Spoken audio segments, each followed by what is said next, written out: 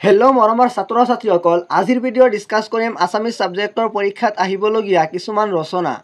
বিশেষকৈ নৱম আৰু দশম শ্ৰেণীৰ হাফ ইয়াৰলি পৰীক্ষাত, এনুৱেল পৰীক্ষাত আৰু মেট্ৰিক পৰীক্ষাৰ লগতে এইচএছ ছেকেণ্ড ইয়াৰ ষ্টুডেণ্টৰ বাবেও বহুত গুৰুত্বপূৰ্ণ। অসমীয়া পৰীক্ষাত ৰচনাৰ বাবে 10 নম্বৰ থাকে। ৰচনাত কেইটামান অপশ্যন থাকে, তোমালোকে যিটো ভালদৰে জানা সেইটো লিখিবা। আহা আমি ষ্টাৰ্ট কৰোঁ।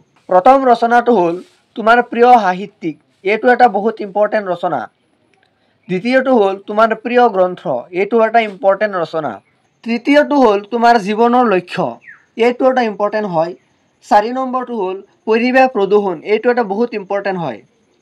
5 নম্বৰটো হ'ল অসমৰ বানপানী, এইটো এটা ইম্পৰ্টেণ্ট ৰচনা হয়। 6 নম্বৰটো হ'ল দৈনন্দিন জীৱনৰ বিজ্ঞানৰ অৱদান।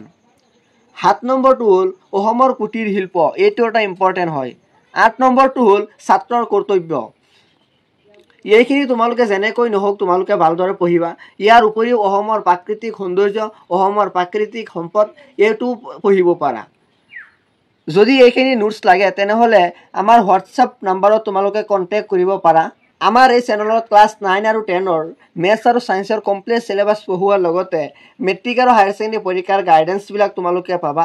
গতিকে আমাৰ চেনেলটো ছাবস্ক্ৰাইব কৰি বেল আইকনটো দবাই দিবা। ধন্যবাদ।